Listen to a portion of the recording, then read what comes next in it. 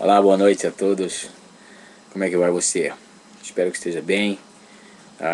Espero que você esteja em paz com sua família, com todos os seus. Hoje eu estou aqui para gravar uma mensagem de Deus para o teu coração, para a tua vida. Vai ser mais um estudo bíblico que nós vamos fazer hoje, nessa noite. Aproveitei e acabei de chegar da igreja de um culto de ação de graças. Então quero aproveitar para poder transmitir a palavra de Deus no teu coração. Eu gostaria que você abrisse a sua Bíblia aí. Você tem uma Bíblia em casa, então abra a sua Bíblia aí em Mateus capítulo 7, no versículo 14, que diz assim: porque estreita é a porta e apertado o caminho que conduz para a vida, e são poucos os que acertam com ela. Vamos ler mais uma vez. Porque estreita é a porta e apertado o caminho que conduz para a vida, e são poucos os que acertam com ela. Vou ler mais uma vez, para frisar bem. Porque estreita é a porta, e apertado o caminho que conduz para a vida, e são poucos os que acertam com ela. Queridos, talvez nenhuma frase tenha tanto significado. Talvez nenhuma frase que você tenha ouvido tenha tanto significado como esta: o mundo envelhece piorando. O mundo envelhece piorando. A cada dia estamos piorando, não é verdade? A cada dia estamos piorando. Não conseguimos ter dias iguais. Nós não conseguimos ter dias iguais, não é verdade? Os dias são diferentes, os dias estão sendo mudados, as coisas estão mudando assim muito, muito rapidamente, não é verdade? Então não conseguimos ter dias iguais. As palavras mudam de sentido. Uma coisa muito interessante é que tratamos de mudar nossas palavras para traduzir o nosso sentimento. Nós fazemos muitas vezes isso, tratamos de mudar o sentido das nossas palavras, né, para traduzir o nosso sentimento. No passado olhávamos para certa pessoa, olhávamos para alguém, né, dizíamos que ela era nervosa ou impaciente. Nós falávamos isso. Você é muito nervosa, você é muito impaciente, né? Nós dizíamos isso para a pessoa, né? Hoje nós resumimos essa palavra numa pequena palavra, numa só palavra, que quer dizer estressada. Você está muito estressado. Você está muito estressado, né? Nós resumimos isso numa pequeníssima palavra, dizendo para a pessoa: você está estressado. Você está muito estressado. Nós falamos isso. Os dias estão mudando, os dias não são iguais. As coisas estão mudando, o mundo está assim mudando muito rapidamente. É a volta de Jesus. Jesus está voltando e as coisas estão mudando muito, muito rapidamente, não é verdade? E em outras ocasiões, quando encontrávamos alguém abatido, profundamente triste, né, dizíamos que aquela pessoa estava desanimada, né? Você está desanimado, você está muito desanimado. Hoje é diferente. Hoje nós dizemos que ela está com depressão, né? Olha, essa pessoa está com depressão. Encontramos alguém que está muito desanimado, que está muito triste. Nós olhamos para aquela pessoa e dizemos que ela está com depressão. Ela está com uma pré-depressão, né? Acabamos dizendo isso. Por quê? Porque os dias não são iguais, as coisas estão mudando muito rapidamente, né? Então, querido, não importa se as palavras são antigas ou se elas são modernas. Não importa se elas são antigas ou se elas são modernas. Elas traduzem a mesma realidade. Aquele velho adágio popular: a ordem dos fatores não muda o resultado. Então elas traduzem a mesma realidade. O desespero do ser humano em face dos dias em que estamos vivendo. Eu me lembro de um livro intitulado O Seu Problema é Você Mesmo, né? E nesse livro diz o escritor que o número de anos que vivemos pouco importa. O que conta é a qualidade dos anos que vivemos. Escritor desse livro, O Seu Problema é Você Mesmo. Se você encontrar na livraria, compre, porque é um livro muito bom. Você vai ser muito abençoado, grandemente abençoado por esse livro. E então começamos a perguntar o porquê, né, de tudo isso. Porquê de tantas coisas que têm acontecido? Quantas coisas estão acontecendo mesmo aos fiéis filhos de Deus nos dias atuais? Por que tanto sofrimento, dor, violência, luta? Por que tanto problema? Esse foi até um questionamento de Asaf. Asaf, no Salmo 73, ele questiona isso. Por que os ímpios estavam prosperando, né? E por que o servo de Deus passa por tantos problemas, por tantas dificuldades, e que ele não consegue, né, muitas vezes ter prosperidade como o ímpio consegue ter prosperidade. Esse foi um dos questionamentos do Asaf. Asaf, no Salmo 73, ele fala sobre isso.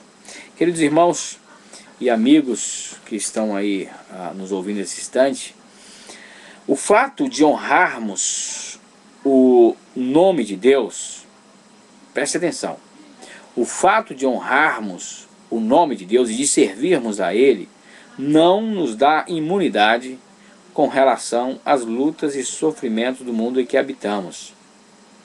Jesus nos diz em Mateus capítulo 7, 14, isso que eu acabei de ler agora, que a porta pela qual temos que passar é estreita e o caminho apertado.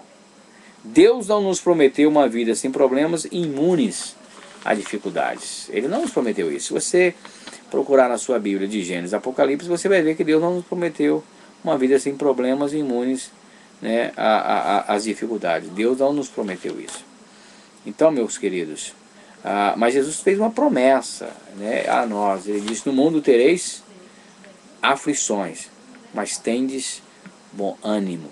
Eu venci, vocês vão vencer. Então, essa foi a promessa de Jesus. Isso nos basta, né? No mundo nós sabemos que nós temos aflições, nós sabemos que nós temos muitos problemas, né? Temos muitas dificuldades a enfrentar a cada dia, desde que nascemos, né? Mesmo quando crianças não estávamos muito apegados aos problemas, porque os nossos pais que tinham que resolvê-los, não é verdade? Nós só queríamos brincar e brincar e brincar e brincar, mas já tínhamos problemas.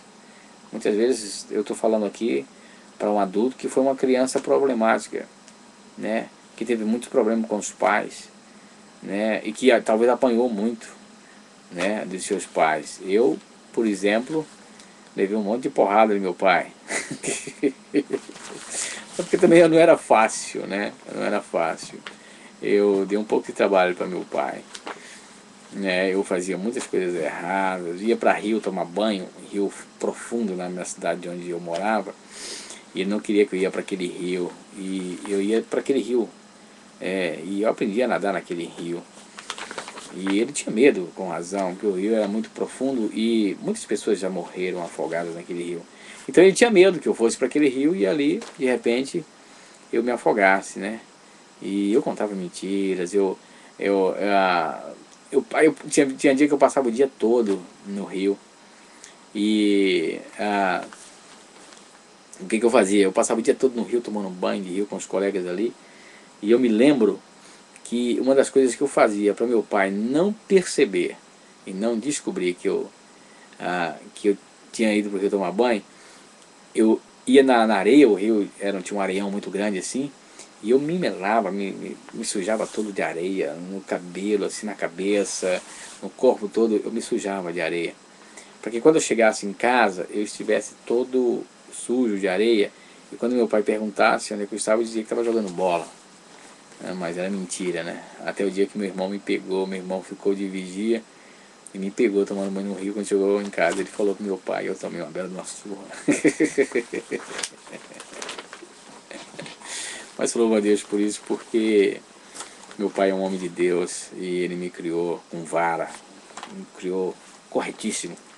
Como diz a palavra do Senhor, ele me criou com a vara e me tornou esse homem que eu sou hoje, de caráter íntegro. Graças a Deus por isso. Eu louvo a Deus pela vida do meu pai, pela vida da minha mãe, que me deram uma criação, né, correta, dentro dos princípios da palavra de Deus. Mas vamos voltar aqui, deixa o Ebenezer, de quando criança lá para o passado, vamos voltar aqui para o nosso estudo, não é verdade? Mas a pergunta é, por que que Deus permite o sofrimento? Por que Ele quer que nos... É simples, amados. Porque Deus quer que nos preparemos, né, para nos encontrarmos com Jesus naquele dia glorioso, né? Sofrimento é sinal de crescimento, né? Lutas é sinal de crescimento, batalha é sinal de crescimento. Então Deus quer que nós nos preparemos para nos encontrarmos com Jesus naquele dia maravilhoso, naquele dia glorioso, não é verdade? Porque se não houvesse problemas ou não tivéssemos que enfrentar dificuldades, não encontraríamos com tanta alegria o que encontramos em Apocalipse 21, versículo 4, que diz: e lhes enxugará dos olhos toda lágrima. Então todo problema que você está enfrentando, toda luta que você está passando, a Bíblia diz em Apocalipse capítulo 21, versículo 4, que Deus enxugará dos teus olhos toda lágrima. Tá? Confia no Senhor e fique tranquilo, que Deus vai enxugar dos teus olhos toda lágrima, tudo aquilo que você está passando, sofrendo, chorando. A Bíblia diz que o próprio Jesus enxugará dos teus olhos toda lágrima. Aleluia! Louvado seja o nome do Senhor Jesus. Diz um certo pastor que numa manhã chuvosa, ele sentou-se em frente da sua casa e começou a observar o que se passava lá fora. Ele notou um passarinho branco que vinha e pousava no fio e cantava. Apesar da chuva, esse pássaro, como os demais, estava alegre, feliz e contente, como se o sol estivesse nascendo normalmente naquele dia. E nós, seres humanos, quando temos que enfrentar um dia chuvoso, dizemos: que dia frio, não é verdade? Nós nunca estamos satisfeitos com nada, essa é que é a realidade. Se você sai e está um sol muito quente, você diz: mas que calor terrível, né? Se está muito frio, você diz: que dia frio. Se está chovendo, que dia chuvoso. O homem nunca está satisfeito com nada, não é verdade? Nunca está feliz com o que está acontecendo. Nunca abre a boca para dizer: mas Deus, obrigado pelo frio, obrigado pelo calor, obrigado pela chuva. Hoje mesmo está muito frio aqui, você não tem ideia, não tem ideia. Eu saí da igreja e meu nariz estava congelando, minha orelha estava, o lóbulo da minha orelha aqui estava congelando, os meus lábios estavam ficando ressecados. Eu esqueci de levar o meu lips, que é aquela banha de cacau, que aqui nos Estados Unidos também temos a banhazinha de cacau, e meu lábio estava ressecando, né? Mas nós abrimos a boca para dizer: Deus, obrigado pelo frio, tá frio, mas obrigado, tal. Daqui a pouco eu vou dormir, vou deitar, né? E vai ser muito bom, meu edredom, aquecedor aqui dentro do meu quarto. Então, tranquilo, durmo tranquilo, sem frio nenhum. Que bom, graças a Deus. Enquanto tem muitas pessoas que estão lá fora, e muitas pessoas aqui no inverno, nos Estados Unidos, morrem de frio, né? Porque não tem um edredom, não tem um aquecedor, né, para poder dormir tranquilo, e dorme passando frio. E olha, eu vou dizer uma coisa para você: dormir sentindo frio é terrível, não é fácil. Que Deus tenha misericórdia da vida dessas pessoas que estão lá fora, que Deus as guarde, as proteja, e que Ele possa aquecer a elas, que o Senhor seja o seu aquecedor, que elas estejam aquecidas pelo Espírito Santo de Deus. Amém? Vamos continuar a nossa mensagem aqui.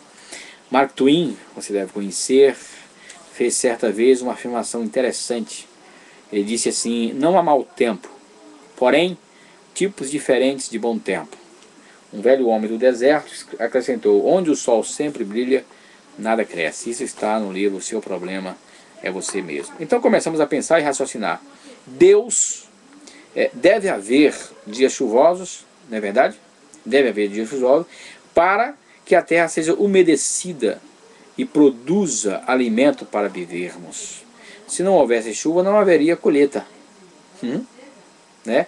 Quem está lá no Ceará, quem está lá no Nordeste do Brasil, sabe disso. Quando não há chuva, não há colheita. Muito pelo contrário, há erosões, a terra se abre de tanto calor, racha, né, de tanto calor, e não há colheita, queridos. Então, se não houver chuva, não há colheitas, né? Essa que é a realidade. Se não